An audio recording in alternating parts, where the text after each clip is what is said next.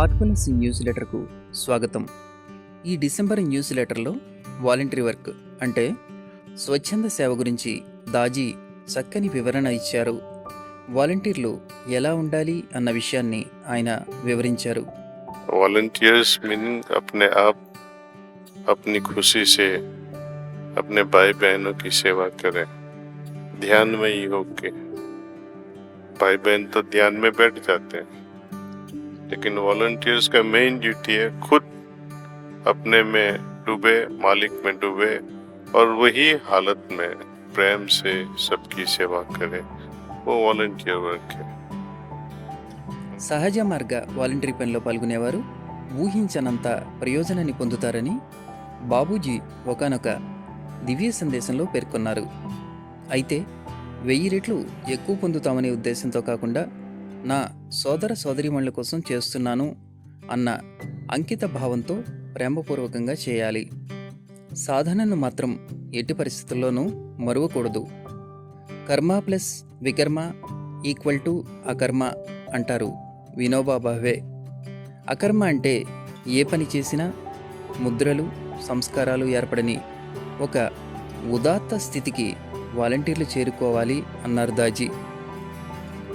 ఇక డిసెంబర్ నెల హార్ట్ఫుల్నెస్ వార్తలు, విశేషాల విషయానికి వస్తే, డిసెంబర్లో తెలంగాణ రాష్ట్ర ముఖ్యమంత్రి వర్యులు శ్రీ రేవంత్ రెడ్డి గారు కాన్హా శాంతివనాన్ని సందర్శించారు.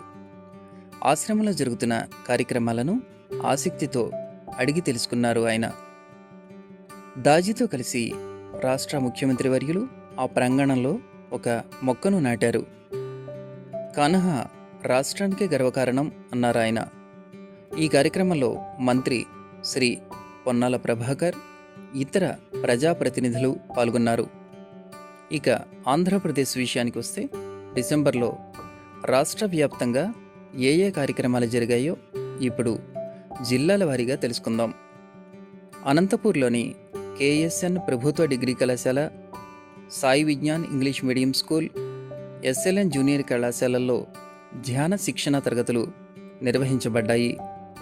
చిత్తూరు జిల్లాలోని చైతన్య డాక్టర్ అకాడమీ, గంగాధర నెల్లూరు, ఎల్తేరి గ్రామాల్లో మన వాలంటీర్లు, ప్రిసెప్టర్లు హార్ట్ఫుల్నెస్ సెషన్స్ నిర్వహించారు.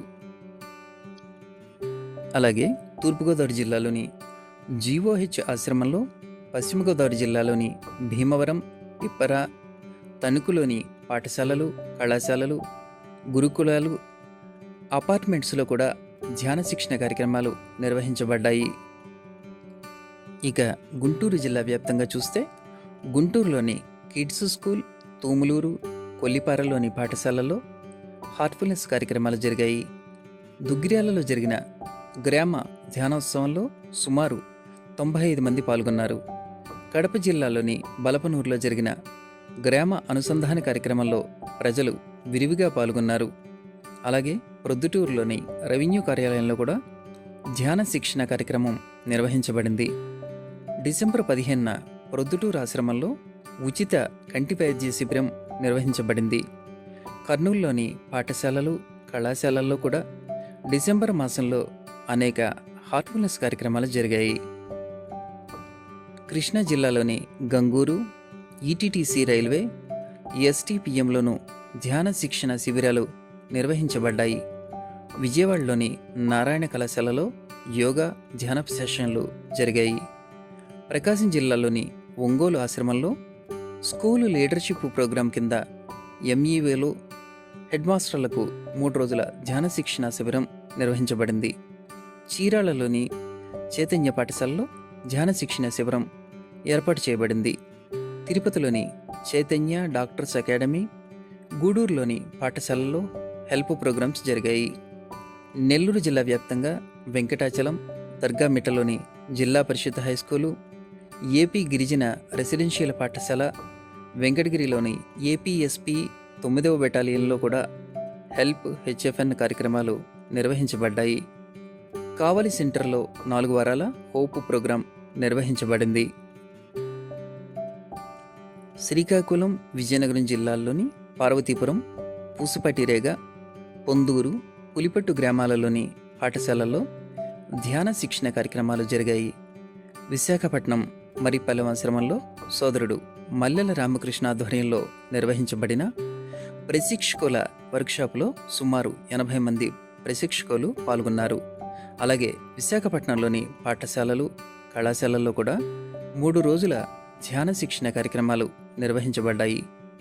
నెల్లూరు జిల్లా కోవూరులోని Gitanjali institute of science and technology heartfulness సంస్థతో యోగా ధ్యాన శిక్షణ కార్యక్రమాలకు సంబంధించి ఒక ఒప్పందం కుదుర్చుకుంది.